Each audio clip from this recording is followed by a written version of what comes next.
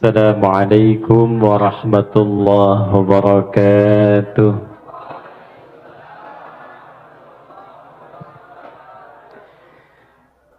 نحمد الله الذي ألف بين قلوبنا فأصبحنا بنعمته إخوانا، والصلاة والسلام على رسول الله الحبيب المصطفى سيدنا محمد الذي باقتداء سنته الشريفة أصبحنا للمتقين إماما، فصلوات الله عليه وسلامه التام وعلى آله وصحبه وذريته وأمته إلى يوم الميعاد الذي هو أمام وبعد. فيا أحباب الله وأحباب رسوله صلى الله عليه وسلم، أوصي نفسي وإياكم بتقوى الله فقد فاز المتقون، فلا تموتن إلا وأنتم مسلمون. فقال تعالى: يا أيها الذين آمنوا اتقوا الله حق تقاته ولا تموتن إلا وأنتم مسلمون.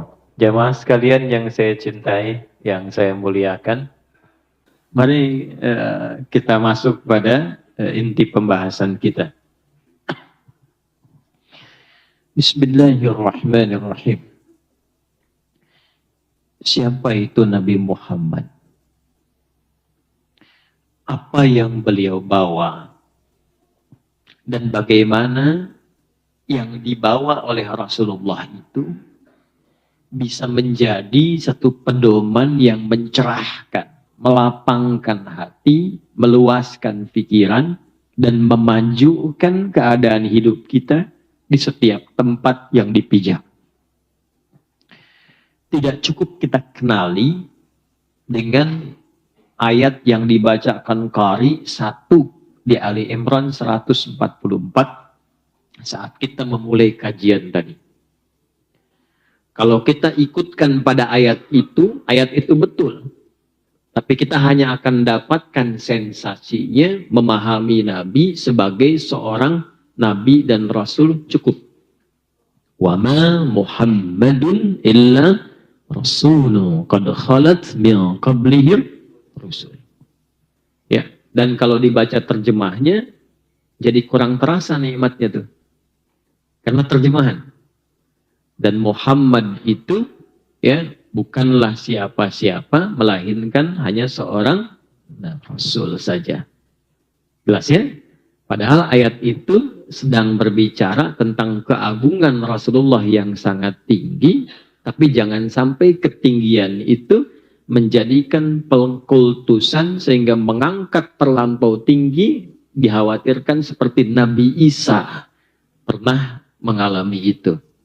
Tapi itu pun tidak mengurangi dan tidak mengesampingkan keistimewaan dan keagungan beliau.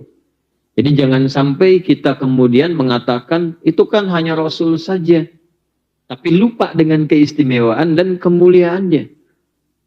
Nah, ini yang penting harus seimbang. Ya, jadi bukan berarti ketika kita kemudian mengatakan beliau Rasul, lupa dengan status beliau sebagai Sayyidul Anbiya'i wal Mursalin. Sehingga para ulama salaf sampai dengan khalaf yang sekarang itu masih melekatkan dalam salawat beliau itu kepada Nabi Muhammad SAW dengan kata Sayyidina Muhammad SAW.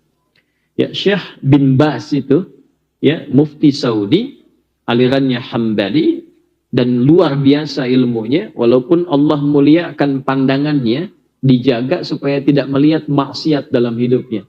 Orang mengatakan buta, ya. Itu dalam salawat beliau kepada Nabi Muhammad SAW sebelum wafatnya itu terekam, antum bisa cek bahkan di YouTube. Itu sampai mengatakan Allahumma salli ala Sayyidina Muhammad, bukan cuma Sayyidina, sampai imamina, sampai habibina, untuk menunjukkan ketinggian derajat Nabi Muhammad SAW. Ya.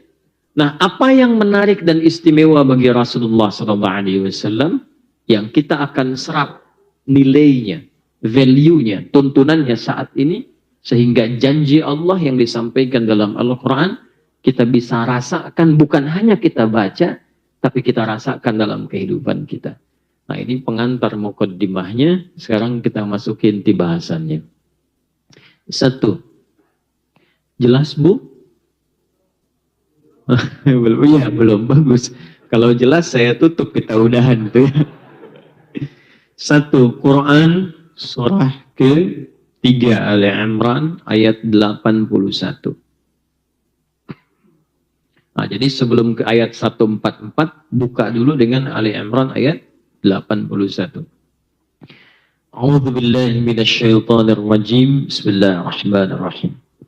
Wa idz akhadallahu mitsaqan nabiyyina lama ataitukum min kitabin wa hikmatin thumma ja'akum rasulun مصدق لما معكم لتؤمنن به ولتنصرنه قال أأقررتم على ذلكم إصري قالوا أقررنا قال فاشهدوا وأنا معكم من الشاهدين.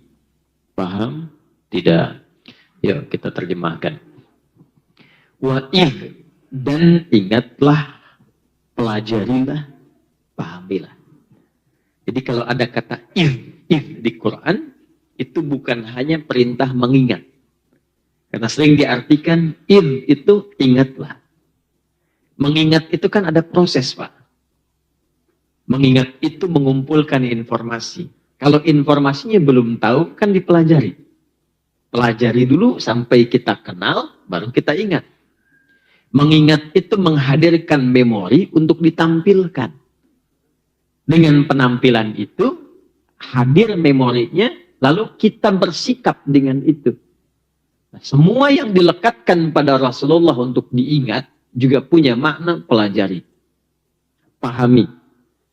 Setelah paham, mengerti, hadirkan itu dalam hidup kita, praktekkan dalam kehidupan. Jadi mencintai Nabi itu bukan hanya ingat namanya, tapi hadirkan semua yang terkait dengan Nabi dalam hidup kita, praktekkan. Itu oleh Quran bahasanya cuma singkat, diungkapkan dengan idh. Wa idh akhadallahu mitsaqan nabiyyin. Dan ingat, pelajari, pahami. Saat Allah mengambil komitmen dengan semua Nabi yang akan bertugas di bumi. Jadi di Quran itu ada Nabi, tunggal bentuknya, ya ayyuhan Nabi. Kalau sudah Nabi, satu orang. Jelas? Ada jama'. Nah, jama' ini dibagi dua.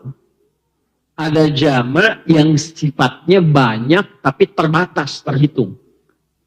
Nah, namanya biasanya disebutkan dengan anbiya. Anbiya. Ada surah ke-21 dalam Al-Quran disebut surah apa?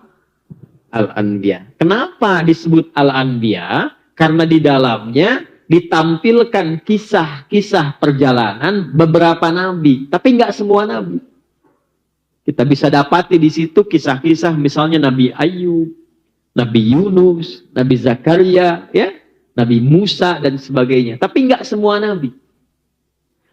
Kalau kita ingin rubah bentuk jama' ke semua nabi yang pernah bertugas di bumi. Dari Nabi Adam alaihissalam. Status Nabi Adam itu nabi.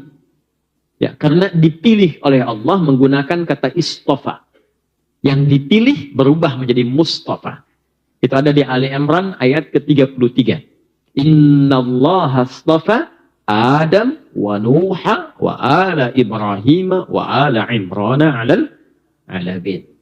Jadi dari Nabi Adam, ya kalau kita urut sampai ke Nabi Muhammad SAW, ya perjalanan semua nabi yang pernah bertugas di bumi, jumlahnya sangat banyak, itu bisa ratusan ribu, ya itu disebut katanya satu, an-nabiyyin. Apa namanya? An-nabiyyin. Jadi ada nabi, ada anbiya, ada an-nabiyyin. Nanti ada orang-orang yang saat ke surga, insya Allah, itu ada yang saking mulia amalnya, ditempatkan oleh Allah di komplek yang sekomplek dengan semua nabi yang pernah bertugas di bumi. Ya, nggak cukup dengan amin, Bu. Itu kita harus baca ayatnya dan diamalkan, ya. Itu ada di Quran surah keempat, An-Nisa ayat 69. Dan itulah doa kita setiap kali sholat. Ya. Ibu kalau baca Fatihah itu sehari, ibu baca 10 kali atau 15 kali? 15. 17, Bu. Ya. Kalau 15 berarti sholat isya ibu 2 rakaat tuh. Atau tadi subuh kesiangan. Ya. Kan kita baca 17 kali kan Al-Fatihah itu? Coba lihat di ujungnya. Setelah kita mengatakan ihdinas siratal mustaqim, ujungnya siratal ladzina an'amta 'alaihim. Lihat.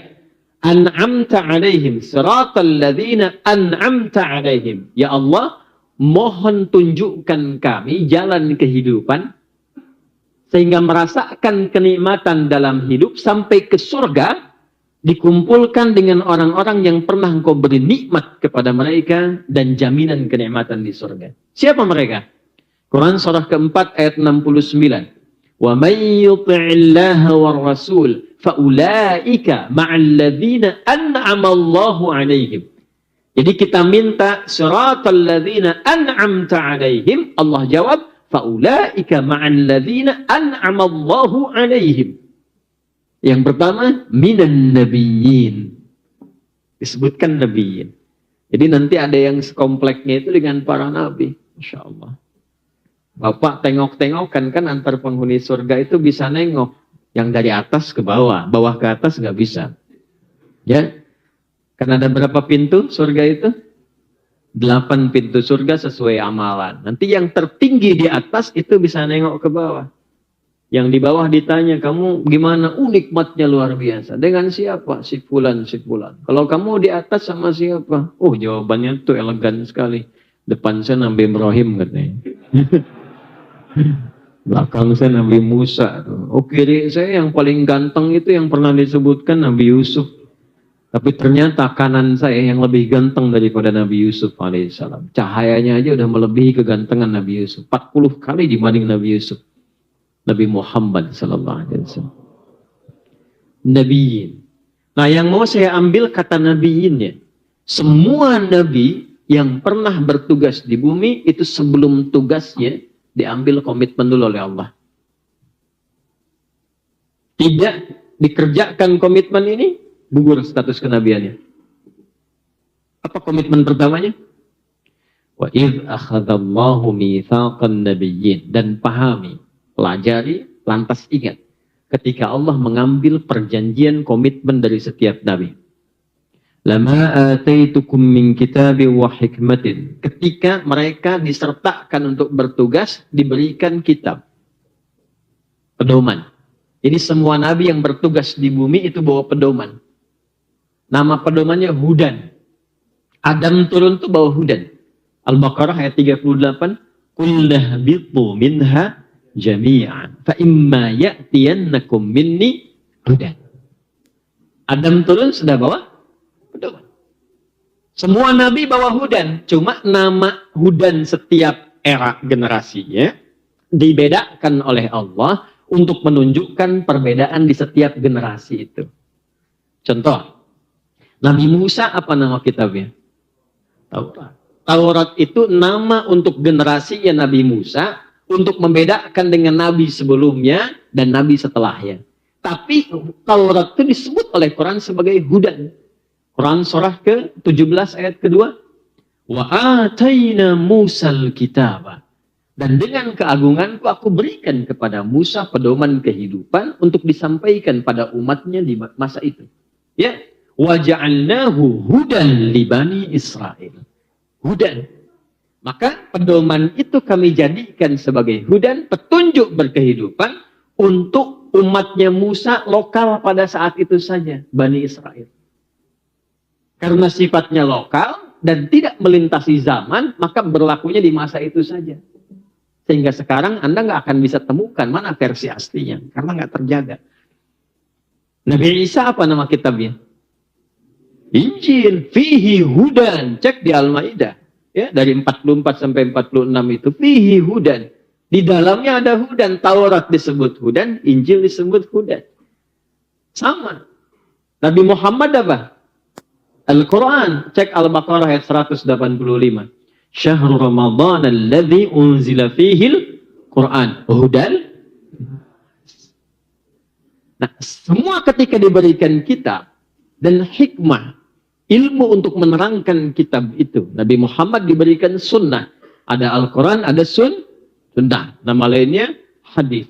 Itu semua nabi ketika diberikan, ini pedomannya, ini kemampuan menerangkannya. Tapi sebelum tugas itu dimulai, komitmen yang pertama, perhatikan kalimatnya.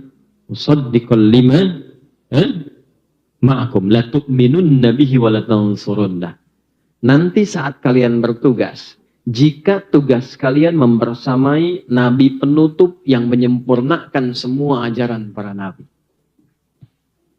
yang tugasnya membawa pedoman sempurna untuk umat sampai akhir kehidupan. Jika tugas kalian membersamai nabi itu, maka harus ada komitmen kalian langsung beriman kepadanya, ikut jadi umatnya, dan mendukung dakwahnya. Qala aqrartum wa akhadtum ala dzalikum isri, apakah kalian mau komitmen dan bersyahadat untuk itu di hadapanku dengan kuat? Qalu aqrarna, semua nabi mengatakan siap ya Allah. Qala fashhadu wa ana ma'akum minasyahidin, maka saksikan kalian semua mengambil persaksian dengan saya dengan ketentuan yang sangat ketat. Semua nabi tidak pernah mendapatkan tugas untuk komitmen menjadi nabi dan rasul sebelum mereka berkomitmen kepada Allah. Kalau era mereka bersamaan dengan nabi terakhir yang diutus sempurna membawa pedomannya sampai akhir kehidupan, maka gugur status kenabiannya. Itulah keistimewaan Nabi Muhammad SAW, yang sebelum dilahirkan semua nabi rasul mengambil komitmen untuk mengenalnya. Karena itu sebelum lahirnya namanya sudah viral di semua generasi nabi dan rasul. Mudah bagi Allah untuk mengetahui. Allah itu kan maha tahu, nggak mungkin Adam sezaman dengan Nabi Muhammad, Nabi Ibrahim sezaman dengan Nabi. Allah tahu, tapi kenapa harus diambil komitmen? Untuk menunjukkan keistimewaan di lisan para nabi itu tentang Nabi Muhammad SAW. Karena itu ketika Nabi Ibrahim bertugas, saya cepat. Nabi Ibrahim bertugas untuk meninggikan kembali bangunan Ka'bah yang atasnya hancur di periode dakwah Nabi Nuh alaihissalam saat ada banjir. Ya, jadi dari Nabi Ibrahim ke Nabi Nuh itu kurang lebih 5-7 generasi. Ibrahim alaihissalam bin Azar atau bin Nahur bin Abir bin Kinan bin Al-Fahsyad bin Sam bin Nuh alaihissalam. 7 generasi. Di era Nabi Nuh alaihissalam terjadi banjir besar, ya kan? Kemudian atasnya tersapu, bagian atas Ka'bah. Tinggal pondasinya saja. Nah, dalam bahasa Arab itu, pondasi kalau satu nih, ada pilar ke bawah satu, itu disebut qaidah namanya. Kalau banyak, ya ini 4 nih, 1, 2, 3, 4 tiang dalam. Ada ke atas ya kan? Ya, cakar harimau tuh.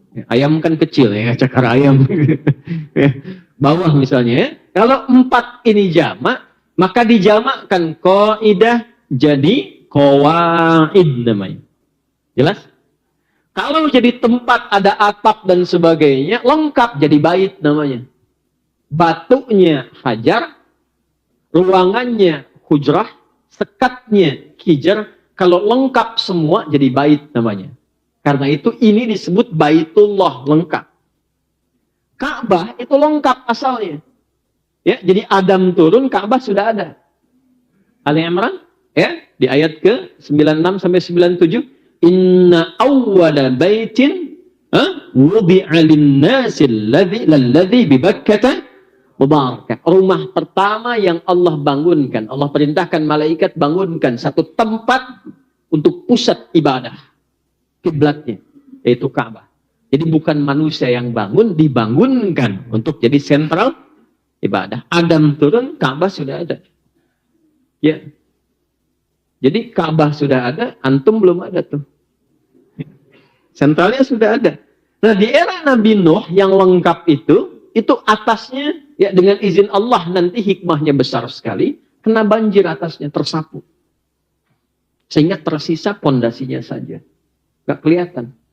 Maka di era Nabi Ibrahim alaihissalam diperintahkan kembali meninggikan pondasi itu sehingga utuh kembali ke atas.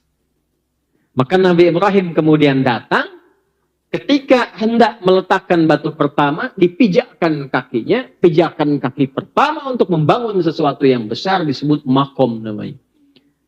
Jadi kalau ibu umrah atau haji, kemudian mau tawaf, itu kan dekat Hajar Aswad ya, sebelah kanan dikit tuh ada makom Ibrahim ya Bu. Ya kan? Nah itu makom itu persis posisi awal kaki beliau memijakkan kaki pertama untuk meninggikan bangunan Ka'bah. Dan itu ada rahasia di situ. Nanti lain waktu kalau ngaji lagi baru saya buka. Ya. Itu di antara kita saja tuh.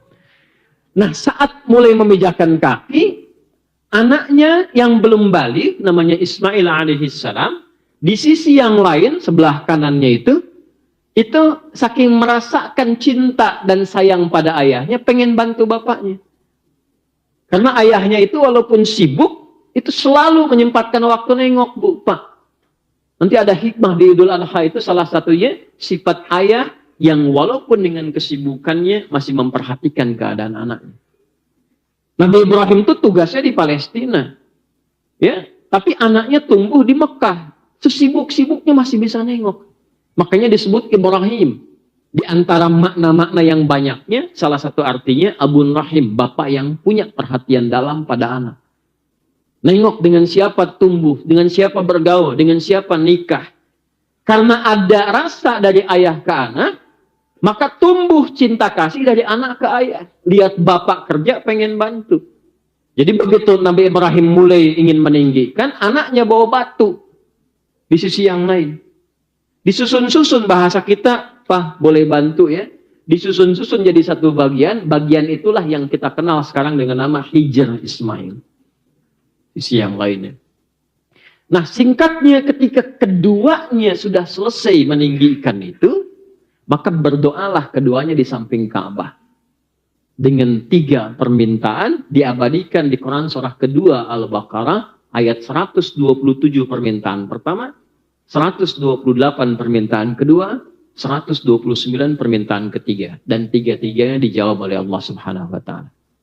Ini pesan kepada kita, kalau doa yang dilakukan pasca amal soleh, itu potensi dijawabnya 2 kali lipat lebih cepat dibandingkan dengan berdoa tanpa amal soleh. Jadi kalau sudah beramal, doa. Habis sholat, doa. Habis baca Al-Quran, doa. Jangan cuma sekedar dengan shadakallah, alhamdulillah, nggak apa-apa. Tapi sayang, hilang peluang, doa. Ya. Karena malaikat tuh masih mengikuti. Orang yang beramal soleh, malaikat tuh ada tugas-tugas untuk mendampingi. Dan kalau dia berdoa, diaminkan. Kayak sekarang, ini kan amal soleh. Hadisnya sahih di Ibnu Majah. Dari Abu Darda radhiyallahu ta'ala anhu. Man salaka tariqan yaltamisu fihi ilma sahhalallahu lahu tariqan ilal jannah. Wa innal malaikata la tadau ajnihataha ridwan li talibil ilmi. Wa inna talibal ilmi yastaghfiru lahu man fis samawati wa man fil ardi hatta al-hitan allati fil bihar. Jika ada siapapun melangkahkan kakinya dengan niat tulus untuk belajar, walaupun satu ayat, satu hadis, setiap derap langkahnya dari tempat dia menetap sampai ke tempat belajar, itu diperintahkan oleh Allah kepada malaikat, catat setiap langkahnya dan balas itu untuk meringankan langkahnya saat hisab ke surganya. Ya, belum selesai hadisnya, jangan amin dulu. Ya. Kemudian yang kedua apa? Allah perintahkan pada malaikat, bentangkan sayapmu, berikan ridho kepadanya. Nah, bentangan sayap malaikat ini punya 3 arti. Di antara 3 ini, mana yang pertama mengaminkan doa orang yang bermohon saat belajar. Jadi ketika Anda berangkat, isi dengan istighfar. Ya, kan pernah dengar kisah viral kan? Seorang pembunuh 99 sampai dengan 100, itu kan Allah terima taubatnya saat berangkat ke majelis ilmu. Dan belum nyampe. Di tengah jalan meninggal. Belum nyampe ke majelis ilmu, Pak, Bu. Di tengah jalan meninggal. Itu nanti yang menginspirasi ke depannya, ya, kisah ini yang diteruskan nanti ke era Nabi dengan turunnya Quran surah keempat An-Nisa di ayat yang ke-100 itu. Paling kiri sebelah bawah di mushaf tuh. Wa may yuhajir fi sabilillah yajid fil ardi muragaman katsiran wa sa'ah Wa may yakhruj min baitihi muhajiran ila Allah wa rasulih thumma yudrikul maut faqad waqa'a ajruhu 'ala Allah. Siapa yang ingin merubah hidupnya jadi lebih baik, lantas dia ingin mendekati Allah dan Rasulnya, datang ke majelis ilmu. Kalau dia datang dan masih hidup betul-betul niatnya merubah, Allah akan limpahkan ketenangan dalam hidupnya. Jadi ibu kalau mau ngaji ke sini, yang Allah berikan bukan kupon dulu, Bu. Panitia kalau kupon tuh. Ya. Yang Allah kasih ketenangan, tenang dulu. Jadi habis ngaji itu kita tenang. Karena tahu siapa kita, tahu tentang hidup kita, tahu persiapan pulang, tenang. Nah, dengan ketenangan itu dibimbing oleh Allah sesuai profesinya untuk sukses, baru dilimpahkan dunia. Jadi jangan berharap kalau ngaji itu dapat dunia dulu. Dunia itu kecil. Kenal Allah dulu. Kenal Allah dulu. Kalau ada orang berangkat dengan niat itu, belum sampai ke majelis ilmu, wafat di tengah jalan. Allah perintahkan malaikat catat pahalanya yang menggugurkan dosa-dosanya. Kalau istighfar di jalannya. Kalau cuma foto-foto, bikin status, nggak dapet itu. Ya. Nah, balik ke ayat tadi ya, kita kembalikan. Nah, karena itu, kembalikan ke Hijr tadi, ya. Kembalikan ke Hijr tadi, 3 doa semua dikabulkan.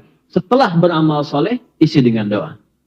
Isi dengan doa. Maka di antara doa paling viralnya yang ayat 129, itu mewujudkan komitmennya.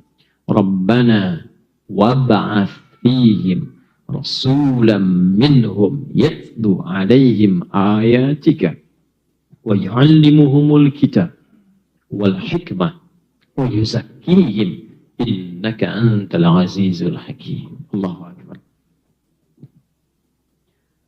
Nabi Ibrahim, Nabi Ismail berdoa keduanya di samping Ka'bah setelah tuntas mengerjakan perintah dari Allah, wujud lagi Ka'bahnya. Ya Allah, kami mohon kepadamu untuk membuktikan komitmen kami atas apa yang kau tetapkan sebelum diangkat jadi Nabi dan Rasul. Kami mohon nanti Nabi yang terbaik, yang terhebat, penutup semua Nabi dan Rasul, mohon ya Allah, jadikan tempat kelahirannya di dekat rumahmu yang mulia ini. Wab'ats fihim rasula. Jadi ini Ka'bah ya Allah, nanti jadikan ada perkampungan di sekitaran situ, yang lahir dari situ adalah Nabi yang termulia. Jangan lahirkan Nabi ini kecuali dekat tempatmu yang termulia. Dan satu-satunya Nabi yang lahir dekat Ka'bah hanya Nabi Muhammad SAW. Silahkan dicek. Dan nanti ketika dia bertugas, ya Allah, sertakan dia dengan mukjizat terbaik, bentuknya ayat-ayatmu. Terbukti, dijawab oleh Allah. Begitu kemudian bertugas, mukjizatnya tidak seperti Nabi Isa alaihissalam, tidak seperti Nabi Musa alaihissalam. Mukjizat terbesarnya bukan tongkat, bukan tangan yang bisa melunakkan besi, tapi diturunkan Al-Quran. Mukjizat terbesarnya yang mengubah kehidupan dunia, Al-Quran. Dan bukankah setiap isi Al-Quran disebut dengan ayat? Al-Fatihah 7, Al-Baqarah 286. Perhatikan. Wab'ats fihim rasulan minhum yatlu 'alaihim ayatika. Wa yu'allimuhumul kitab. Hadis, sunnah. Wal hikmah. Ini yang sedang kita pelajari. Wa yuzakkihim. Merubah jiwa mereka sehingga menjadi lebih baik. Berislam lebih baik. Jahiliyah, seburuk-buruknya manusia dengan sifat buruknya. Datang Al-Quran, datang sunnah, berubah. Dan merubah mereka menjadi khairu ummah. Manusia terbaik yang pernah hidup di bumi. Jadi menjadi Islam itu pasti lebih baik. Ikut Nabi itu merubah kita jadi lebih baik. Jadi kalau ada orang Islam mengaku Muslim, Nabinya Nabi Muhammad tidak membuat dia menjadi pribadi yang baik, dipertanyakan keislamannya. Tuh, satu tuh ya. Nanti kita rinci, tenang. Ini baru mukadimah kedua. Ya. Jadi saya mau katakan, Nabi Ibrahim, Nabi Ismail saja, itu sebelum lahirnya Nabi Muhammad sudah berdoa kelahirannya, mengangkat keistimewaannya. Dan sekedar info saja, Nabi Ismail, Nabi Ibrahim itu datuknya Nabi Muhammad SAW dengan generasi periode yang jauh, kurang lebih 29 sampai 30 ke atas. Muhammad SAW bin Abdullah bin Abdul Muttalib, bin Hashim, bin Abdul Manaf, bin Qusay, bin Murrah, bin Kilab, bin Ka'ab, bin Ghalib, bin Fihr, bin Malik, bin Nadar, bin Kinana, bin Khuzaimah, bin Mudrikah, bin Ilyas, bin Nizar, bin Mudar, bin Ma'ad, bin Adnan, bin Addi, bin Adri, bin Muqawwam, bin Nahur, bin Tarikh, bin Ya'rub, bin Yasjub, bin Nabit, bin Ismail alaihissalam, bin Ibrahim alaihissalam. 29 sampai 30 generasi. Ayo ulangi. Nah, itu setiap generasinya itu ribuan tahun. Ya, saya mau ngambil persepsi begini maksud saya. Ini yang bukan umatnya Nabi Muhammad saja. Tuh, kaget kan? Ya. Walaupun statusnya Nabi dan Rasul, masih mengharap kemuliaan Nabi Muhammad. Dan itu berlangsung terus sampai periode Nabi Isa alaihissalam. Yesus. Nabi Isa itu 600 tahun sebelum kelahiran Nabi Muhammad SAW. Dan umatnya salah paham waktu itu. Menduga beliau sebagai Rasul terakhir. Karena apa? Ada kemiripan sifat dengan Nabi Muhammad di salah satu sifat namanya. Kasihnya, ajaran kasihnya begitu dalam. Nabi Isa lewat dengan murid-muridnya. Di samping kali itu mungkin ya, kita sebut kali itu. Kalau sungai kan kebesaran. Tiba-tiba maaf, ada bangkai hewan. Riwayatnya cukup banyak, ada mengatakan ya, saya tuh kalau yang agak kurang bagus, lisan saya kaku bilangnya gitu ya. Nggak bisa saya bilang. Pokoknya ada bangkai hewan lah kurang lebih begitu. Bau. Ya, itu muridnya menutup hidungnya. Bau sekali guru katanya bangkai ini. Tapi perhatikan apa kata Nabi Isa. Yesus ini. Ya, Al-Masih. Mesiah. Al-Masih itu maksudnya yang diberi mukjizat bisa ngurap, mengusap, sembuh. Karena pada waktu itu yang paling tinggi itu era-era medis. Jadi dokter membanggakan diri seakan menjadi sesuatu tumpuan yang hebat. Maka di antara mukjizat Nabi Isa itu mengalahkan sifat-sifat medis, sekali disentuh, diusap, sembuh penyakit. Sakit gigi Nabi Isa, usap sembuh. Sakit kulit, usap sembuh. Dokter bangkrut lah waktu itu. Ya? Karena tinggi gitu ya. Balik. Itu Nabi Isa alaihissalam. Diduga Nabi terakhir. Perhatikan komennya. Wah, itu giginya itu bersih sekali katanya. Kata muridnya, kok guru berkata begitu? Perhatikan jawabannya. Karena manusia itu hanya mengungkapkan apa yang ada dalam isi hatinya. Jadi sebetulnya yang membuat seseorang berbuat baik atau buruk itu adalah tentang kontrol hatinya. Bagaimana bisa mengendalikan pikiran dan jiwanya. Bukan karena faktor eksternal. Anda duduk di sini, ada tetangga lewat, tidak nyapa, Anda marah. Yang salah itu bukan tetangganya. Yang salah Anda yang tidak mampu mengendalikan emosi. Mungkin dia buru-buru. Kan? Mungkin sedang sakit gigi. Bisa terjadi. Tapi kalau kita pahami, oh mungkin buru-buru. Jadi akrab lagi. Sombong amat sih, sampai nggak kenal. Si amat aja nggak sombong. Nah, itu kan sebetulnya keadaan dirinya saja. Nabi Isa menyimpulkan itu. Ya, maka setelah itu berubah muridnya menjadi lebih baik. Ajaran kasih. Dan itu mirip dengan salah satu sifat Nabi terakhir. Nanti saya ungkap di akhir. Maka mereka menduga ini Nabi terakhir. Disampaikanlah saya bukan Nabi terakhir. Nabi terakhir itu punya satu sifat yang gak akan bisa diungguli oleh nabi-nabi yang lainnya. Semua nabi yang bertugas di bumi tidak memiliki sifat ini. Sampai semua yang melekat kepada beliau namanya nama sifat semua. Ini saya nama zat nih. Ya, Adi misalnya. Di sini misalnya ada Joni gitu kan. Misal. Joni nama zat. Asep nama zat. Ya, Adi nama zat. Nama zat itu nama untuk membedakan antara satu orang dengan orang lain. Adi yang nengok saya. Joni yang nengok Pak Joni. Tapi jujur, sabar, tawadu, rendah hati itu sifat namanya. Dan sifat menunjukkan kemuliaan yang melekat pada pemiliknya sepanjang itu baik. Nama yang melekat pada nabi-nabi selain Nabi Muhammad SAW itu umumnya nama zat yang membedakan Nabi A dengan yang selanjutnya. Nabi yang terakhir semuanya sifat. Muhammad, Ahmad, Ana Al-Mahi, Ana Al-Kafi, semua sifat untuk menunjukkan kesan bahwa Nabi yang terakhir itu saking sempurna kemuliaannya, semua yang melekat kepadanya bisa diteladani dalam kehidupan. Nah, sifat kasih itu melekat pada nama Muhammad sallallahu alaihi wasallam. Asalnya dari kata Mahmud. Jadi Mahmud itu sifat mulia, sikap moral dan kasih yang pancarannya bisa dirasakan dalam konteks hubungan sosial. Hablum minal makhlukat, minan nas, minal hayawanat, minan nabatat. Jadi saya kurang sepakat dengan kalimat hablum minan nas. Itu baru sedikit, baru satu di antara tiga. Karena kita berinteraksi bukan hanya dengan manusia, dengan hewan, dengan tumbuhan. Pun demikian. Nah itu nama orang kalau disebutkan baik dengan sesama di satu sifat. Misal, si fulan itu jujur, tapi kurang sabaran. Jujur memang. Wah, tapi kalau urusan kupon pengen cepet gitu kan misalnya. Memang jujur gitu. Mah, kupon lagi nih ya. Jangan lupa panitia tuh, catat ya. Dan ingat kuponnya ditukar tuh, bukan jangan pulang bawa kupon, pulang bawa. Ah, itu dia ya. Ulangi lagi, kenapa jadi ke kupon? Jujur tapi kurang sabaran. Nah, itu Mahmud. Tapi kalau dia mengakumulasi semua sifat-sifat kebaikan, dia jujur, dia sabar, dia tawadhu, dia tidak cepat marah, dia memaafkan.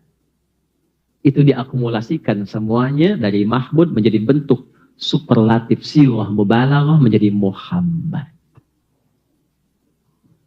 Kenapa Nabi mulia ini disebut dengan sifat Muhammad sallallahu alaihi wasallam dan 4 kali disebutkan dalam Al-Qur'an? Quran surah ketiga ayat 144 tadi dibacakan, Quran surah 33 ayat 40, Quran surah 47 dengan namanya ayat kedua, dan Quran surah 48 ayat yang ke-29. 4 kali disebutkan dalam Al-Qur'an. Ya. 4 kali. Untuk memberikan kesan begitu mulia dan istimewa akhlaknya sehingga bisa dirasakan kenikmatan dan rahmatnya oleh semesta alam. Wa ma arsalnaka illa rahmatan lil alamin. Itu intinya. Ada pada namanya. Makanya Anda tidak akan pernah mendapatkan nabi paling lembut yang ketika dicela membalas dengan senyuman kecuali Muhammad sallallahu alaihi wasallam. Salat, rukuk ditaruh kotoran atas punggungnya. Marah? Tidak. Turun ayat idfa billati hiya ahsan. Ahsan beliau. Ya. Betapa luar biasa ya. Kesaksian paling utama itu oleh pendamping hidupnya Sayyidah Khadijah radhiyallahu taala anha. Lihat di Al-Bukhari itu kalau kita ngaji kitab Badul Wahyi itu kan 97 topik tuh. Topik pertamanya kitab Badul Wahyi. Itu kan yang paling viral hadis Jabir salah satunya. Turun dari gua Hira setelah periode Iqra, siang-siang Bu. Wahyu belum turun dan belum pernah lihat malaikat Jibril dalam bentuk aslinya yang waktu Iqra bismi rabbikal ladzi khalaq itu nyamar jadi laki-laki, jadi manusia. Begitu turun siang-siang ada panggilan Muhammad. Muhammad. Nengok kanan kosong, kiri nggak ada orang, depan kosong, belakang juga melompong. Nengok ke atas ada sosok kata Nabi itu besar kayak duduk antara langit dan bumi ya. Kalau ibu ilustrasikan gini lah Bu, badan besar, Bu keluar siang-siang dari istiqomah nih jam 2, itikaf dulu lah kajian misalnya. Saya selesai jam 9, ibu sampai jam 2. Keluar tuh dari masjid, ada panggilan, Bu, gitu ya. Ibu nengok kanan kiri kosong, depan belakang nggak ada orang, ke atas sosok Bu, baju putih, rambut panjang, badan gede, duduk kayak duduk begini, Bu. Saya nanya ibu dah, ibu responnya gimana? Apa sih? Nggak mungkin itu. Nggak mungkin tuh. Ya.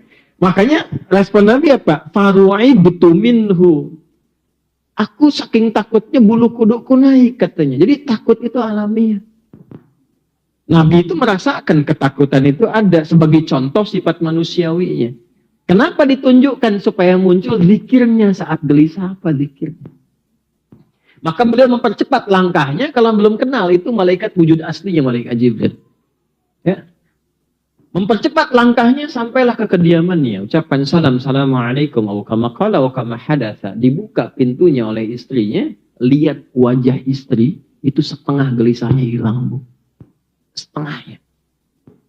Tuh, ibu gimana caranya deh? Suami sibuk di kantor, pulang ke rumah lihat ibu, wah dibuka pintu, nambah masalah tuh. Kalau setengah hilang masalah, Bu, Khadijah, Bu. Ibu dandan, Zainab. Ibu masak, Sayyidah Saudah binti Zam'ah. Ya, ibu mencari informasi, Sayyidah Aisyah. Itu hebatnya. Makanya kenapa Nabi diizinkan menikah oleh Allah melebihi 4 perempuan. Istri Nabi kan lebih daripada 4 ya. Kenapa diizinkan demikian? Hikmahnya, karena semua istri Nabi mewakili seluruh karakter perempuan di muka bumi. Jadi betul. Ibu kan di antara ibu ada yang senang masak kan? Kalau ibu mau cari masak yang harmonis dengan suami, pelajari sirahnya Sayyidah Saudah binti Zam'ah. Sayyidah Saudah itu udah nenek-nenek, Bu, usia di atas kepala 70-an. Betul, 70, 80. Tapi masih mau masak. Dan saat bikin adonan masih bercanda dengan Nabi. Nabi itu masih ngambil bagian dari adonan tepungnya, itu di keningnya begini. Dan bercanda tertawa bersama. Ibu kapan panggil sayang pada kakek? Dengan usia yang tinggi, itu tuh harmoni. Semua, balik ke Sayyidah Khadijah. Zammiluni, zammiluni. Selimuti aku, kata Nabi SAW. Dibawa, diselimuti ke kamar. Begitu diselimuti, perhatikan kesaksiannya. Wakamakalak. Sayang. Tuh. Engkau itu adalah orang baik, suamiku. Engkau selalu menyambung silaturahim. Innaka latasilur rahim. Engkau menjadi penopang bagi orang-orang lemah. Engkau menjadi pemangku bagi anak-anak yatim. Engkau tidak pernah punya musuh yang menyakitimu. Kalau dalam bahasa kita ini, bahasanya kurang lebih, tanamkan pada jiwamu yang paling dalam, aku akan selalu bersamamu dalam suka dan duka. Jadi kesaksiannya menunjukkan sifat-sifat kemuliaannya. Sayangnya, menjadi penolongnya, menjadi penopangnya, kebaikannya, itulah sebabnya disebut dengan Muhammad. Umat Nabi Isa pada itu memahami bahwa Nabi Isa itu punya sifat yang sama yang diramalkan dalam kitab sebelumnya. Disebutkan akan ada Nabi terakhir di antara sifatnya, Pak, sangat mulia dengan sesamanya. Sifat kasihnya begitu dalam. Nabi Isa baru pada hewan. Nabi Muhammad jangankan hewan, tumbuhan. Ya, tuh, kaget bayi di belakang. Ya. Aduh, kalau nyembelih kata Nabi, jangan sakiti hewannya. Jangan menzalimi hewannya, tajamkan pisaunya. Tajamkan. Supaya mempercepat penyembelihannya. Diatur cara nyembelihnya. Cara menjatuhkan hewan itu diatur. Ya, supaya tidak menzalimi hewannya. Cara nyembelihnya pun diatur.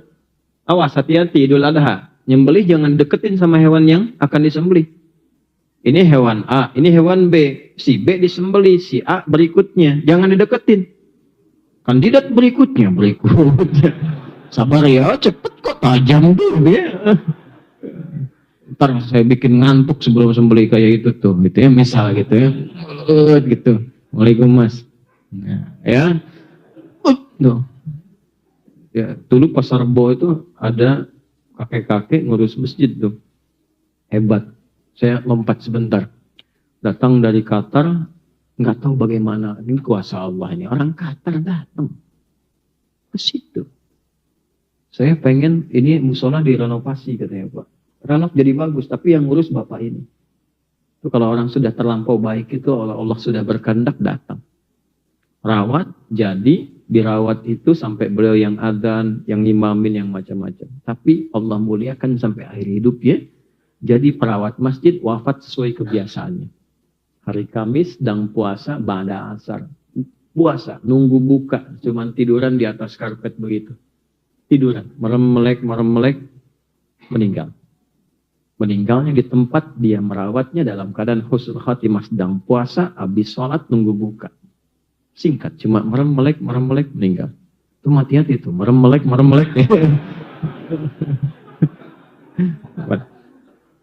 Nabi Isa demikian, hewan. Nabi Muhammad, tumbuhan, semarah-marahnya Anda, sedang dalam konteks militer peperangan pun, jangan rusak tanaman. Jangan injak rerumputan. Jadi sifat-sifat itu viral sebelumnya. Tapi kata Nabi Isa, saya bukan Nabi terakhir. Nabi terakhir itu punya sifat yang tak bisa diungguli oleh siapapun di antara kalangan para nabi akan hubungannya dengan Allah. Jika ada sifat yang kedua terkait dengan hubungan hamba dengan Rabbnya Allah, unggul di satu sisi, maka disebut hamid namanya. Apa namanya? Contoh, antum rajin sholat nih, tahajud dikerjain, tapi belum puasa. Baca Quran belum konsisten, itu hamid namanya. Tapi kalau Anda, maaf, tahajudnya luar biasa, baca Qurannya, kemudian juga puasanya luar biasa, maka disuperlatifkan, diakumulasi nama kebaikan itu dirubah jadi bentuk superlatif sighah mubalaghah menjadi Ahmad. Dari Hamid jadi apa? Maka Nabi Isa mempopulerkan nama yang kedua sehingga sempurna namanya antara sifat terkait dengan pengabdiannya kepada Allah dan juga kontribusinya kepada makhluk. Maka yang kedua tadi Muhammad, yang satu namanya apa? Ahmad. Diabadikan di Quran surah ke-61 As-Saff di ayat yang ke-6. Qala Isa ibn Maryam ya bani Israel. Terus inni rasulullahi ilaikum musaddiqan lima baina yadayya minat Taurah wa mubasysyiran bi rasulin ya'ti min ba'di ismuhu. Ism di situ dzikruhu ayat sifatuhu. Karena nama yang melekat pada Nabi Muhammad itu semua nama sifat. Di mana pembuktiannya? Buka di Al-Bukhari. Nomor hadis 2010 sampai 2012. Allahu Akbar. Ya. Beberapa sahabat ingin mengonfirmasi pada Sayyidah Aisyah, kaifa kanat salatu Rasulullah sallallahu alaihi wasallam? Bagaimana salat malamnya Rasulullah sallallahu alaihi wasallam? Sayyidah Aisyah cuma bilang begini, la tas'al an husnihinna wa tulihinna. Coba jangan tanya deh panjang dan bagusnya, susah diikutin. Saya aja punya pengalaman rakaat pertama kesenggol tuh. Ya, kakinya Nabi kesenggol oleh bagian dari Sayyidah Aisyah. Ada yang mengatakan tangan, ada yang mengatakan kakinya. Bu, kalau di rumah suami sholat, ibu tidur. Kaki ibu jenggol kaki suami, artinya apa? Artinya ruangannya sempit. Wah, ibu kemana-mana aja pikirannya. Artinya ruangannya sempit. RS 7, ruangan sangat sempit sekali sehingga selonjoran saja susah. Kena. Bangun dilihat kaki suami bengkak. Bengkak. Dan itu belum selesai sholatnya. Jadi begitu salam pertanyaan pertama, lima hakadha ya Rasulullah. Suamiku ya Rasulullah, kenapa mesti begini sholat sampai dengan kaki bengkak? Alam takun badmuna, alam takun ma'sumat, engkau kan dijamin masuk surga. Satu-satunya nabi yang sebelum wafat satu surah turun menjamin surganya. Inna a'tainakal, turun satu surah cuma Nabi Muhammad. Maksumah dijaga dari salah. Kenapa masih ibadah begini? Nabi santai aja bilangnya. Afala akunu abdan syakura? Apa enggak boleh aku menjadi hamba yang bersyukur atas semua nikmat itu? Santai. Nabi Rasul luar biasa, jaminan surga, dipuji akhlaknya, wa innaka la'ala khuluqin azim, status tinggi di hadapan Allah, masih mau tahajud rakaat pertama bengkak kakinya. Ya, ada orang bukan di sini. Surga belum jelas, belum tentu dekat dengan Allah. Ayat Quran tuh turun tidak memujinya, nggak ada jaminan surga untuknya, walaupun harapannya surga Firdaus, ya kan? Ya, bangun malam, sholat enggak, cuman mata bengkak. Ya, penasaran sahabat-sahabat ini. Abdullah bin Mas'ud rekam dalam sejarah. Ada dikatakan Mu'adz bin Jabal, ada beberapa yang lain. Penasaran ingin membuktikan. Satu waktu Nabi tahajud di tempat lain, ikut di belakang. Begitu mereka ikut di belakang, ternyata yang dibaca Nabi rakaat pertama Al-Baqarah 100 ayat. Dan setelah selesai 100 ayat 100 itu, siap-siap tuh ruku. Lanjut, 286 ayat. Selesai itu, ya, ayat 286, siap-siap ruku. Ali Imran, nyambung alif lam mim lagi. Sampai 200 ayat. Siap-siap ruku setelah 200 ayat. Nyambung An-Nisa sampai 176 ayat. Rakaat pertama 5 juz 4 halaman baru ruku. Itu besoknya, gak ikutan lagi. Selesai. Ya. Makanya Nabi Isa memviralkan itu. Nggak ada yang bisa nandingi di antara Nabi dan Rasul. Susah ini. Ya. Ya. Nabi Nuh aja langsung berdoa untuk bisa diazab umatnya. Nabi Musa berdoa. Ya kan? Nabi Yunus kemudian merasa gelisah dengan umat langsung kabur. Sampai oleh Allah diberikan pelajaran masuk dalam perut ikan paus. Nabi Muhammad sabar aja. Lihat Abu Jahal, gini. Lihat Abu Lahab, sabar. Dan hijrahnya pun diperintahkan Allah. Bukan Nabi ingin berangkat. Tidak, Allah perintahkan. Kan viral tuh saat masuk Jarwal. Ya Makkah. Anti ahabbu mawlinatin fi qalbi. Laula amarani Rabbi li'an uhajira ma taraktuki. Makkah, engkau kota yang paling melekat dalam hatiku. Kalaupun Rabbku Allah tidak memerintahkan aku untuk berhijrah, tak akan pernah aku tinggalkan kau di sini. Itu sifat dakwahnya. Makanya sempurna Ahmad dan Muhammad. Ahmad sifat terkait kebertuhanannya, ubudiyahnya, ya syahadatnya.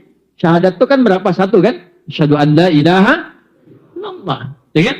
Nanti 4 sifat terkait pembuktian syahadat itu disebut dengan syariat. 4 nama disebutkan Muhammad. 1 tambah 4 berapa? 5. Karena itu nama yang melekat pada Nabi Muhammad mewakili sifat-sifat rukun Islam di dalamnya. Syahadat kan kaitan dengan Allah. 4-nya syariat. Di 4 syariat itu gambaran refleksinya, pancaran sifat kebaikannya terletak pada namanya. Karena itu kalau kita berbicara tentang nama Muhammad sallallahu alaihi wasallam dan semua namanya, maka semua yang dilekatkan oleh Allah sejak kelahirannya itu semua sifat-sifat baik dan nama-nama kebaikan. Semua yang terkait dengan sosok yang mengandung sifat baik dan ketika diikuti kebaikan itu kita berubah menjadi baik, maka bahasa Arabnya disebut dengan uswah. Apa namanya? Ada kudwah, ada uswah. Kudwah itu sosok teladan. Kita ikuti, cuma keteladanannya belum tentu menjadikan kita teladan lagi. Tapi kalau keteladanan itu kita ikuti, dan kita otomatis saat mengikuti itu menjadi teladan, maka berubah namanya dari kudwah menjadi uswah. Quran surah ke-33, Al-Ahzab ayat 21. Laqad kana lakum fi rasulillahi uswatun. Uswah. Dan kalau kita ngaji Warash atau Qalun bisa dibaca iswah. Jadi itu ayat bisa dibaca dengan 2 riwayat. Riwayat pertama uswah, laqad kana lakum fi rasulillahi uswatun. Dan hafaz dari Asim bisa dibaca dengan i. Ya, Qalun dari Nafi' atau Warash dari Nafi'. Laqad kana lakum fi rasulillahi iswatun hasanah. Jadi bisa dibaca uswah, bisa dibaca is. Kenapa bisa dibaca dengan 2 cara? Karena 2 cara ini melengkapi semua sifat kemuliaan yang melekat pada Nabi Muhammad SAW. Saya cinta Quran dari kecil, Bu. Khususnya dari sejak ayah saya meninggal. Tapi saya nggak cerita itu karena kalau saya cerita berhenti ceramah kita. Ya, saya cuma mau katakan karena kecintaan ini saya belajar bahasa Arab. Bukan untuk bisa bicara. Kalau untuk bisa bicara gampang, gaul dengan orang Arab bisa bicara bahasa Arab. Tapi untuk bisa memahami bahasa Al-Quran, formal saya belajar. S1, S2, S3, saya ambil bahasa Arab semua. Untuk memahami Quran. Bahkan S3 saya itu mengkaji, menganalisis bahasa Quran 30 juz. Khusus dalam persoalan mukhaf. Tafsirnya dari At-Tahrir wa Tanbir. Dari Syekh Muhammad Tahir bin Ashur. Itu 30 juz, 30 jilid. Untuk bisa memahami keindahan bahasa Quran. Dan dahsyatnya Quran itu bukan hanya ayatnya, bukan hanya kalimatnya, bukan hanya hurufnya. Harokatnya ada maknanya. Ini saya kasih contoh ya, bisa. Nanti kita masuk ke harokat nih. Saya kasih contoh yang kata nih. Alif lam mim, dzalikal kitabu la raiba fi. Itu kalau Bapak Ibu ngaji baca terjemah, dzalika diartikannya ini. Kitab ini Padahal kalau kita belajar bahasa Arab standar, dzalika artinya apa? Gitu. Tapi kenapa di mushaf diartikan ini? Karena mushaf mengambil sedikit dari balaghah. Dzalika di situ singkatan, za-nya hadza, lamnya lamul bu'di, kafnya kaful khitab. Za ini lamul bu'di untuk menunjukkan sesuatu yang jauh dari apa yang dibayangkan. Kaful khitab untuk menyampaikan pada apa yang dihadapan ketika bicara.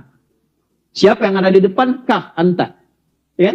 Dulu waktu Quran turun, orang-orang menuduh Nabi, ini cuma karya kamu saja Muhammad, ini produk syair. Ya, ini puisi kamu. Ini bukan firman Tuhan seperti yang kamu klaim. Turun ayat, "Za kitab ini, Al-Quran ini, li jauh dari apa yang kamu bayangkan. Bukan seperti apa yang kamu tuduhkan. La raiba fi." Nggak ada keraguan di dalamnya. Kalau Anda masih ragu, kalau Anda mengatakan ini buatan manusia, tentu semua manusia bisa bikin. Bikin yang misalnya kalau mampu. Itu baru huruf. Yang harakat, uswah dan iswah. I. Kalau I di bawah, Bu, apa namanya? Kasrah. Kalau A di atas, kalau U, kalau bulat, sukun. Itu ada artinya semua. Saya ke Garut, punya sahabat senior. Udah sepuh, Pak. Sekarang mungkin 70 ke 80 tahun. Tangannya kena Parkinson. Tapi kalau tahu saya mau ngaji, itu beliau sudah standby mobilnya di depan, pengen nganter. Dulu tuh begitu. Punya villa di Garut. Jadi kalau saya ke Garut, harus pokoknya nginapnya di situ. Setiap datang, itu selalu disuguhi buah sukun. Matang kan? Ustadz, ini sukun katanya. Kan sudah matang, mumpung anget, silahkan. Saya bilang, Pak, karena saya orang bahasa kan, Pak, ini bukan sukun. Ini fathah. Kalau sukun masih bulat di atas tuh. Jatuh ke bawah, kasrah. Istri bapak potong-potong, kebuka, masak, fathah. Saya kira mau ketawa di situ ya. Kan kita bercandanya kan bercanda positif kan. Nabi aja kan bercanda. Ada 165 hadis canda Nabi. Ternyata belum selesai. Beliau bawa sama nampannya balik ke dapur. Ke istri yang sedang goreng. Ma, kata Pak Ustadz, ini bukan sukun. Ini fathah. Ini lihat nih. Laqad kana lakum fi Rasulillahi uswatun, ada is. Apa artinya kasrah? Kasrah itu artinya dari kata kasara, sesuatu yang kecil, pecah. Setelah pecah jadi serpihan kecil, khafad, rendah. Makanya disebut khafad di bawah, rendah, pecah, kecil. Kalau ada huruf pakai i itu untuk menunjukkan sesuatu yang kecil, yang sederhana, atau yang lembut. Makanya perempuan rata-rata pakai i. Anta laki-laki, perempuan anti. Jazakallah khair, laki-laki, perempuan jazakillah khair. I untuk menunjukkan perempuan lembut. Lembut. Makanya kalau bapak keluar itikaf di sini nih, ya, ada hajat keluar jam 3, samping pohon tuh. Hihihi, bisa kan? Nggak usah lari, tunjuk kasroh ya. Gitu. Kalau kita mau ganti dengan sesuatu yang tinggi dan banyak, tinggi banyak terkumpul, tinggi itu rofa namanya. Banyak kumpul disebut dhammah, in dhamma yang dhammu dhammatan. Kenapa uswah bisa iswah dan iswam? Uswah ingin memberikan kesan bahwa seorang Muhammad SAW itu sifat keteladanannya. Jangankan yang tinggi-tinggi, yang kecil-kecil pun bisa diteladani. Ikutin deh senyumnya Nabi. Begitu senyum, semua orang senang pada senyumnya antum. Sekarang yang saya kenal itu, yang selalu ingin banyak mengumpulkan akhlak Nabi dan dipraktekkan dalam hidup, saya kenalnya satu tuh, Habib Umar. Habib Umar bin Hafid tuh. Saya kalau ngaji sifat-sifat Nabi itu, Habib Umar tuh dari senyumnya, cara nerima orang, nggak bedakan siapapun. Orang itu bermaksiat, orang itu taat, itu semua sama gitu. Luar biasa. Nanti kalau ngaji-ngaji lebih dalam, salah satunya ya, salah satunya. Makanya orang senang, orang cinta. Untuk satu aja cara jalannya Nabi ikutin. Panggil dari belakang. Muhammad nengok semua tubuhnya. Senyum dulu. Salamin. Ya kan? Pak Cepi, lurus aja. Haji Cepi, oh ya. Gak apa-apa sih, cuma belum kembali kepada sifat-sifat itu. Itu Muhammad namanya. Yang kecil-kecilnya aja. Kecil-kecil. Apalagi yang tinggi-tingginya. Dan dahsyatnya, semua bisa diteladani. Jadi suami, Nabi Muhammad nikah. Nabi Isa nggak nikah. Nabi Isa single seumur hidupnya. Karena itu tidak ada keteladanan dalam rumah tangga. Karena nggak menikah. Jadi kalau antum single ataupun jomblo, ya kan? Ya kan? Kalau single kan fisabilillah, perjuangan. Jomblo nasib kan? Ya? Kalau antum masih single, ingin meneladani, bisa lihat Nabi Isa, Nabi Muhammad lebih sempurna. Tapi kalau ingin belajar tentang kehidupan keluarga, Nabi Muhammad sempurna. Jadi ayah. Jadi kakek. Ya. Jadi panglima. Siapa Nabi yang pernah jadi panglima? Nabi Daud. Jadi panglima. Tapi kan viralnya cuma satu kali. Nabi Muhammad berapa kali ikut aksi militer? Berapa kali mimpin pasukan? Dari nggak ada jadi ada. Nabi Daud tuh nggak pernah mimpin pasukan disiapkan, tidak. Yang menyiapkannya Talut namanya. Ngaji di Al-Baqarah. Daud cuma diikutkan, yang menyiapkan Talut. Nabi Muhammad tuh dari nggak ada jadi ada. Kalau teman-teman tadi saya lihat ada Babinsa tentara, Kaptibmas polisi itu kan jadi tentara, nggak mungkin jadi tentara kecuali ada Sabta Marga. Sabta Marga itu 7. Tentara itu nomor 4 jadi tentara. Nomor 3-nya apa? Kami Ksatria Indonesia yang bertakwa pada Tuhan Yang Maha Esa, menegakkan kebenaran, kejujuran, dan keadilan. Kalau belum sampai situ, belum jadi tentara. 1, kami warga negara Indonesia yang bersendikan Pancasila. 2, patriot. 3, Ksatria. Baru 4, kami tentara. Ya, takwanya di situ. Jadi polisi, Tribrata. 3. Tribrata pertamanya, kami polisi Indonesia yang bertakwa pada Tuhan Yang Maha Esa. Takwa. Nah, spirit takwa itu salah satunya keteladanan pada nilai kebaikan yang bersifat nilai spiritual. Pancarannya Muhammad SAW. Jadi Anda mau cari dalam bab apapun akan ditemukan. Dan yang paling dahsyat, sebelum jauh-jauh, lihat dulu namanya. Ketika Anda melekatkan kepada nama itu menjadi bagian dari pengikut, maka otomatis ikuti makna namanya. Saya nggak akan bahas jauh-jauh dulu. 2 nama saja hari ini, Ahmad dan jadi kalau sekarang kita mengatakan saya pengikutnya Nabi Muhammad SAW, pembuktiannya mana? Apalagi kalau disusun namanya menjadi nama sebuah organisasi, ormas. Misal, Muhammad nabinya, Muhammadi yang ikut Nabi Muhammad. Kalau sifat-sifat yang melekat pada nama Muhammad itu dijadikan untuk diikuti, jadi platform, tambahkan tak di ujungnya. Muhammadiyah. Jadi ketika teman-teman di Muhammadiyah ini, kita harus ingat, dilekatkan. Ini jeniusnya kayak Ahmad Dahlan. Kenapa beliau tidak melekatkan namanya Ahmadiyah?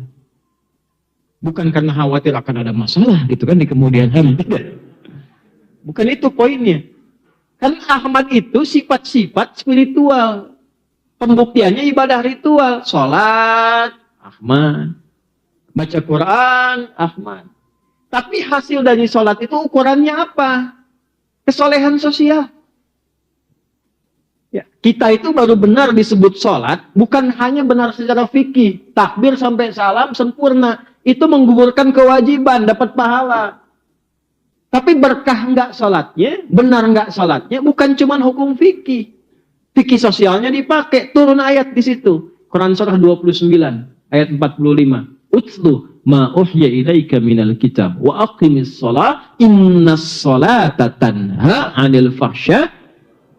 Nah, tanha anil fahsya wal munkar itu bukan saat sholatnya, pasca sholatnya. Apa itu fahsya? Keburukan yang bersumber dari syahwat. Zina, LGBT, kata-kata kotor, jorok, pornografi, porno aksi, dan turunan lainnya. Itu fahsya. Jadi kalau ada orang sholat, selesai sholat, benar fikihnya, benar pasca sholatnya. Kata-katanya nggak ada yang kotor. Ini baru selesai sholat, imam yang dikomelin. Itu imam siapa sih? Iya, baru pulang Timur Tengah kayaknya. Belagu banget, maghrib baca yasinan. Maksudnya baca yasin itu kan. Keluar. Kan nggak pantas. Ya, hilang tuh sifatnya. Fahsyah, mungkar, keburukan yang diingkari hati. Maaf, sumbernya nafsu perut dan akal. Dusta, mungkar. Mencela, mungkar. Berselisih, mungkar. Mencuri, korupsi, suap menyuap, sogok menyogok. Maaf, merampok sampai menghilangkan nyawa, membunuh. Itu mungkar.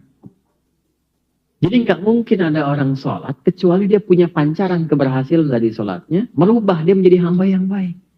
Itu sebabnya kenapa sholat itu amalan pertama yang diberikan dan diajarkan pada anak dari sejak kecil. Belum balik dilatihnya sholat, Pak. Tapi anak-anak sekarang advance, Pak, Bu. Anak TK udah manasik. Rukun 5 tuh tangganya tuh. Nggak salah, tidak. Cuman stepnya kejauhan. Ya, kenapa diajarkan sholat dulu? Supaya anak itu tumbuh jadi anak yang baik. Karena hikmahnya membentuk kebaikan. Jadi kalau Anda benar rukunnya dari takbir sampai salam, tapi pulang keluar dari masjid Istiqomah ketukar sendal, itu ada yang nggak tepat dalam sholatnya. Tadi sendal saya mana ya? Lupa. Oh ini. Ya Allah, lupa saya. Padahal dia ke masjid nggak pakai sendal. Tuh. Jadi sekarang kita ngaji nih, awas nih. Kalau habis ngaji pura-pura ngambil kupon orang tuh. Itu salah juga. Kupon lagi itu. Hitung tuh 1000 lebih tadi tuh. Ya, paham nggak? Jelas ya? Ah, jadi kalau sekarang disifati Muhammadiyah, berarti ya sebelum kita masuk, saya sudah dapat memo ini, kita jeda sedang. Sebelum kita jeda, kita simpulkan dulu. Satu, ketika ada nama yang melekat di dalamnya, pengikut Nabi Muhammad. Semua kita pengikut Nabi Muhammad. Umatnya kan? Baik. Maka sifat pertama, dia mesti berbahagia dan bersyukur dengan anugerah ditetapkannya Nabi Muhammad SAW sebagai Nabi kita. Karena status ini sangat diharapkan oleh orang-orang sebelumnya. Kita tanpa minta dikasih oleh Allah. Maka berbahagialah dengan itu. Nabi Isa itu 600 tahun sebelum datang Nabi Muhammad. Bergembira dengan kelahirannya. 600 tahun sebelum Nabinya lahir. Wa mubasyiran birasuli ya'ti min ba'di ismuhu Ahmad. Dan beliau memberi kabar gembira kepada umatnya dengan Rasul yang belum datang saat itu. Kata beliau, nanti akan lahir setelah saya. Saya bukan Nabi terakhir. Setelah saya akan lahir seorang Nabi hebat, Nabi agung, tertinggi derajat di sisi Allah. Sifatnya Ahmad. Bayangkan, Nabinya belum lahir sudah bahagia. Ada nggak manusia yang begitu? Nggak ada. Ustaz Nur Ali langsung nyampe, alhamdulillah kita sekarang syukuran, Masya Allah. Dalam rangka apa Ustaz? Anak saya mau lahiran.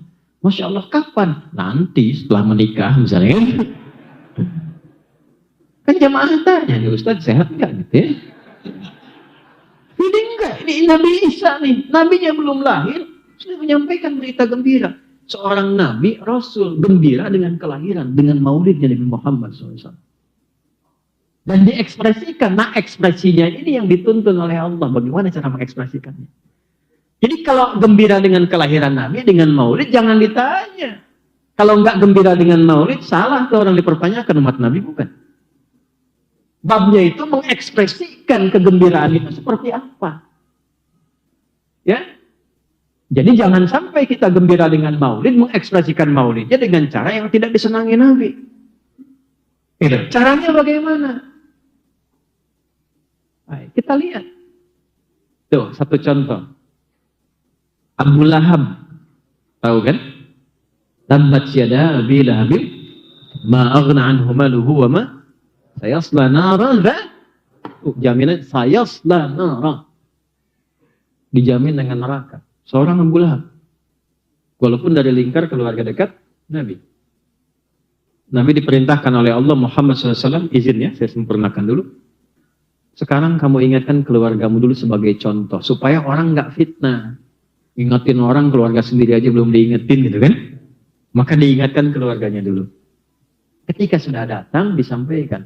Abu Lahab ini pengusaha, merasa banyak harta, sibuk merasa. Begitu datang, Nabi sampaikan, saya diberi risalah oleh Allah, pembuktiannya begini, tentang kebaikan, tentang ini. Tabbat yadah, kata Abu Lahab itu. Celaka kamu Muhammad perbuatan. Tabbat yadah itu ungkapan. Untuk menunjukkan satu, perbuatan yang sia-sia. Yang kedua, melakukan sesuatu yang nggak penting. Yang ketiga, orangnya nggak senang, marah. Tabbat yadah ya Muhammad, katanya. Celaka engkau ini. Aku lagi sibuk cuma buat dikasih tahu begini aja. Maka dia pergi, ketika pergi itulah kemudian dan sebagainya dia menetapkan menjadi musuhnya Nabi Muhammad SAW. Maka direspon dengan turunnya satu surah dan dibuka dengan kalimat yang persis sama jaminan untuknya. Dia nggak taubat selama hidupnya. Jadi ketika mengatakan tabbat yadak, turun ayatnya tabbat yada abi lahabi wa tab. Dan disebutkan dengan nama sifat kunyahnya. Itu kan orangnya ganteng. Bu, sempurna bu, wajahnya itu. Dalam arti sempurna itu nggak ada cacatnya, nggak ada jerawatnya, nggak ada macam-macam. Putih bersih. Maka kesempurnaan itu ternyata tidak sebanding dengan sempurna moralnya. Maka Allah pun kirimkan ke neraka yang sempurna apinya, nggak ada cacatnya. Tapi yang mau saya katakan, ketika Abu Lahab ini meninggal, tolong buka Al-Bukhari dari 97 topik ke-65. Kitabun Nikah, subtopik nomor 20, hadis nomor 5101. Paling kiri sebelah bawah di kitabnya. Perhatikan baik-baik. Abu Lahab ini ketika meninggal, selesai, Abbas saudaranya bermimpi. Abbas ini yang masuk Islam, pamannya Nabi sallallahu alaihi wasallam radhiyallahu ta'ala anhu. Punya anak nanti yang bungsunya Abdullah dikenal dengan Abdullah bin Abbas. Abbas mimpi. Ditanya bagaimana keadaan Abu Lahab? Kata Abu Lahab, nggak ada yang aku lihat tiap hari kecuali hanya kesusahan saja. Itu jaminan Allah yang diberikan sejak zaman Fir'aun. Orang-orang yang ingkar frontal secara langsung kepada Allah dengan mengolok-olok ayatnya, dengan maaf sekalian, mencela, mengolok-olok, ya.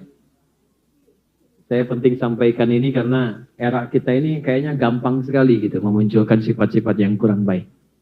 Itu kalau ada orang begitu nggak taubat, dijamin di Quran surah Ghafir di ayat ke-46 itu di alam kuburnya ditampakkan neraka pagi dan petang, terus nerakanya.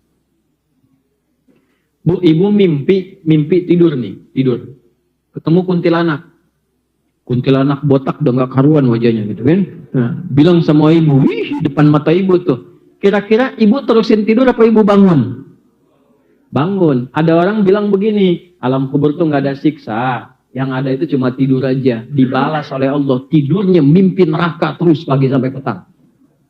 An-naru yu'raduna 'alaiha ghuduwwan wa 'ashiyya. Ditampakkan neraka. Maka Abu Lahab mengonfirmasi, saya susah terus katanya tuh di alam kubur itu. Karena tampak neraka terus. Jaminan dia yang Abu Lahab itu. Tabbat yada abi lahabin. Saya aslan dia tengah-tengahnya. Saya aslan nah, narnya itu ditampakkan dalam kuburnya.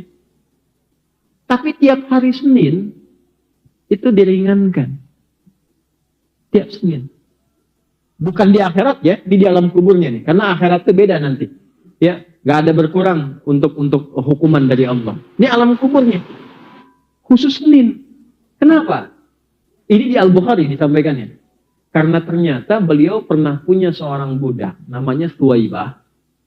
Thuwaibah ini ketika dibebaskan dari perbudakannya, maka pada saat itulah ketika Nabi dilahirkan. Jadi begitu Nabi lahir, gembira dengan kelahiran Nabi, kegembiraannya diekspresikan dengan membebaskan budak yang bernama Thuwaibah. Yang kelak menyusui Nabi Muhammad SAW sebelum Halimah as-Sa'diyah. Maka dengan kegembiraan ini diekspresikan dengan beramal soleh. Bebaskan seorang budaknya. Itu dijawab oleh Allah dengan memberikan balasan kebaikan pada kebaikan itu sebelum akhirat. Karena kalau dia kemudian masih berbuat baik di dunia, hukum dunia diberikan. Alam kubur dapat, karena belum sampai ke akhirat. Begitu di akhirat selesai semua. Jelas? Dan ini dikonfirmasi di Al-Bukhari. Jadi mengekspresikan kebahagiaan bagaimana caranya? Satu, beramal soleh. Jadi kalau sekarang kita maulid Nabi, alhamdulillah, beramal soleh, lihat tetangga. Tetangga ada kesulitan, Anda ada kelebihan, bagi makanan. Praktekkan hadis Nabinya. Siapa yang masak makanan baunya sampai ke tetangga, maka bagilah tetangga walaupun, hafal banyak kuahnya aja. Jadi ibu masak opor ayam, ibu makan ayamnya, kuahnya bagi tetangga. Tetangga protes, Bu, kenapa cuma kuahnya? Hadis Nabi. Ya. Baca terjemahan. Maksud Nabi itu bagi kuah supaya nggak salah sangka. Karena ada era-era yang bumbu itu banyak, Bu. Bumbunya bumbu rendang yang dimasak singkong. Tetangga salah sangka. Kirimkan semua ke sana supaya paham. Nah, itulah maulid bagi. Niatnya Pak mengamalkan sunnah Nabi. Mencintai gembira dengan kelahiran Nabi. Dipraktekkan sunnahnya. Itu poinnya. Jadi begitu itu ditebarkan dan indahnya Nabi nggak katakan kalau tetangga anak muslim saja, tidak. Biarkan yang non muslim merasakan keindahan akhlaknya Nabi SAW. Ini tetangga di sini komplek Timah, ada yang non muslim, bagi makanan bagi. Masya Allah.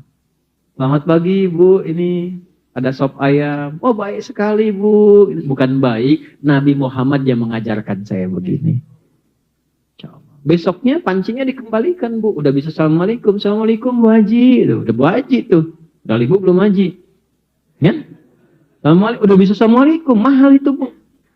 Saya mau mengembalikan panci. Terima kasih. Enak sekali kemarin. Cuma mau nanya.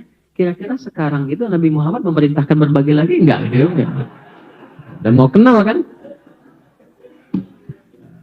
Bagi. Walaupun non muslim. Karena hadisnya umum. Jangan sampai demikian, semua dibagi yang muslim, yang non muslim enggak. Tahu dia tuh, kayaknya enak Bu sop ayam, emang enak sih sayang ibu kafir. Oh Masya Allah. Enggak boleh tuh. Kalimat itu keluar dosa. Ya, kalimat itu baik. Ibu kedengeran? Kok bisa jawab? Kedengeran? Enggak, katanya. Tapi bisa jawab. Sekarang kedengeran. Baik. Bismillahirrahmanirrahim. Kedengeran, Bu. Baik. Alhamdulillah. Berdiri. Masya Allah. Bolehlah ya. Boleh. Baik ya. Nah kurang lebih demikian yang bisa saya sampaikan. Karena waktunya juga sudah habis. Baik ya. Jadi yang terakhir mau saya tutup. Gembiralah dengan ya kita menjadi bagian dari umatnya Nabi Muhammad SAW. Ekspresikan kegembiraan itu dengan mengikuti dan mempraktekkan sunnah-sunnah Nabi Muhammad SAW. Nabi ditanya, ya Rasulullah, kenapa Anda puasa hari Senin? Kata Nabi, ini kesimpulan terakhir. Hadza yauma wulidtu, karena saya hari ini dilahirkan. Maka ini sunnah Nabi yang pertama.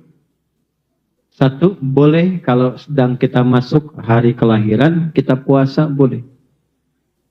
Tapi makna dalamnya begini, puasa itu kan satu-satunya amalan yang saat dikerjakan, amal solehnya meningkat, amal salahnya akan ditekan.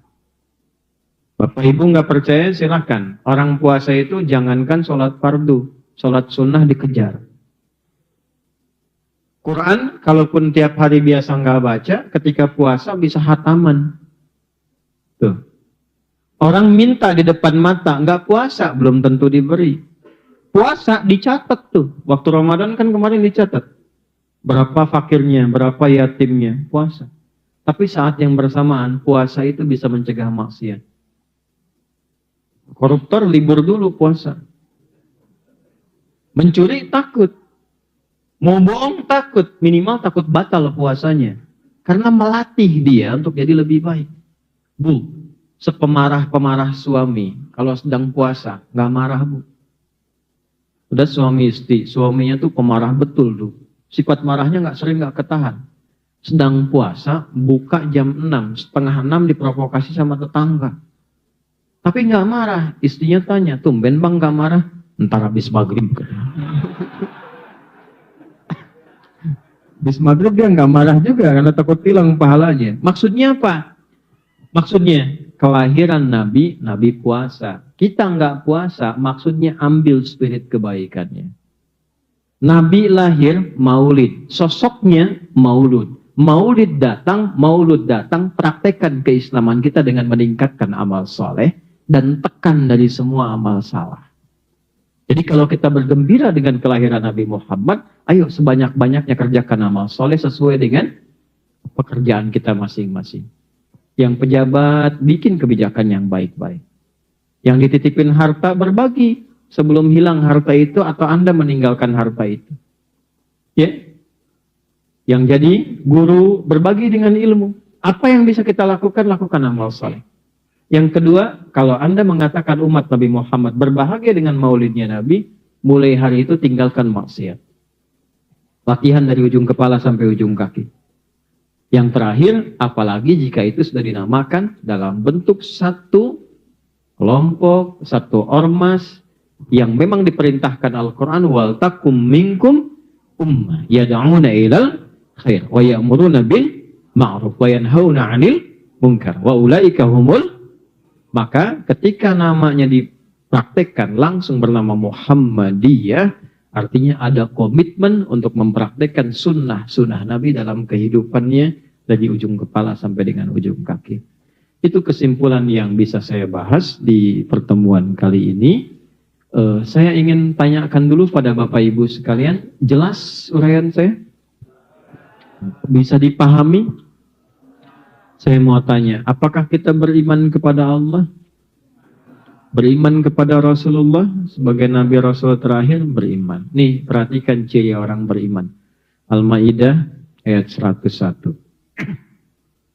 Ya ayyuhalladzina amanu la tas'alu an asya'a in tubdalakum tasukum. Hei orang-orang yang masih merasa beriman, jika keterangan itu sudah jelas disampaikan, sejelas-jelasnya, maka jangan banyak ditanyakan. Khawatir pertanyaan itu menjadikan uraian yang sudah jelas menjadi semakin tidak jelas. Itu kalau masih beriman. Saya tanya lagi, Bapak Ibu beriman? Jelas uraian saya. Ada pertanyaan? Selesai.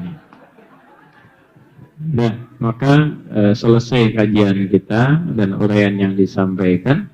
Baik, mudah-mudahan bisa membawa manfaat untuk kita semuanya. Saya ini gembira, senang karena materi yang disampaikan pun terkait dengan Rasulullah. Saya itu paling senang kalau ngajinya Al-Quran dan Sunnah. Paling senang saya, apalagi terkait Rasulullah. Sehingga kesenangan ini pun kadang-kadang menghilangkan apa yang sedang kami rasakan. Ini saya berangkat, anak saya 3 sakit, Bu, Pak. Ya, yang satu demam, yang satu batuk, yang satu pengap sampai kemarin di oksigen malam. Jadi kami gantian sama istri hampir nggak tidur. Tapi kalau bahas tentang Quran, Nabi udah saya hilang semua tuh. Ya, dan alhamdulillah anak saya tuh yang sakit saya bilang, "Nak, Buya mau ngajar." Senyum dia, iya. Salam. Padahal dia baru 3 tahun, 4 tahun tuh. Kami tanamkan rasa cinta itu sehingga semua saling mendukung dalam kebaikan. Jadi saya sudah tunaikan kewajiban saya pada Bapak Ibu sekalian. Dan saya minta, mohon biarkan anak-anak saya mendapatkan haknya untuk bisa mendapatkan ayahnya hadir di sampingnya. Ya. Karena anak saya nggak kenal saya sebagai Ustadz, Bu. Saya seumur-umur pulang rumah, belum pernah saya dipanggil Ustadz. Betul, saya nggak pernah pulang nyampe rumah, Ustadz, nggak ada. Anak saya pengen ayahnya, ya. Mari kita berdoa, mudah-mudahan doa kita diterima oleh Allah Subhanahu wa Ta'ala, dimuliakan kita dan diterima kita sebagai bagian dari hamba yang beribadah kepadanya. Alhamdulillahi Rabbil Alamin, nahmaduka hamdan kama 'allamtana an nahmadak, wa nashkuruka syukran kama 'allamtana an nashkuraka, antal muqaddim wa antal muakhir biyadikal khair innaka 'ala kulli syai'in qadir. Salli wa nusallimu ala rasulika al-karim ya Allah nabiyika Muhammadin wa ala alihi wa sahbihi ajma'in. Allahumma rabbana la tada' lana fi maqamina hadza dhanban illa ghafartah. Ya Allah, jika ada pendosa yang hadir di majlis ini, jangan biarkan dia meninggalkan majlis dan masjid ini kecuali Engkau ampuni seluruh dosa-dosanya. wala hamman illa farajtah. Jika ada di antara kami yang datang dengan kegelisahan, jangan biarkan ia pulang kecuali engkau telah tenangkan keadaan hatinya. Wala maridan illa syafaitah. Jika ada yang diuji dengan penyakit, mohon angkat dan sembuhkan penyakitnya. Wala asiran illa yasartah. Jika ada yang diuji dengan kesulitan, maka mohon hilangkan seluruh kesulitannya. Allahumma ja'al jam'ana hadha jam'an marhuma wa tafarruqana min ba'dihi tafarruqan ma'suma. Ya Allah, jadikan pertemuan kami mengikat kasih sayang di antara kami, dan jadikan perpisahan kami mengumpulkan kami kembali dalam ketaatan dan kebaikan. Allahumma ja'alna ya Allah min atba'i sunnat nabiyyina Muhammad sallallahu alaihi wasallam wa muhibbi sayyidina Muhammad sallallahu alaihi wasallam.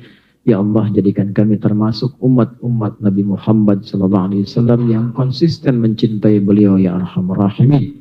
Alhiqna ma'ahu wa ma'al ladzina an'amta 'alaihim minan nabiyyina was-siddiqina wasyuhada'i was-salihin wa hasuna ulaika rafiqa. Wa sallallahu ala sayyidina Muhammad wa ala alihi wa sahbihi ajma'in. Wa akhiru da'wana subhanakallahumma rabbana wa bihamdika asyhadu an la ilaha illa anta nastaghfiruka wa natubu ilaik. Walhamdulillahi rabbil alamin. Sebelum saya akhiri dengan salam, jangan lupa bersalawat kepada Rasulullah sallallahu alaihi wasallam. Allahumma salli ala sayyidina Muhammad. Assalamualaikum warahmatullahi wabarakatuh.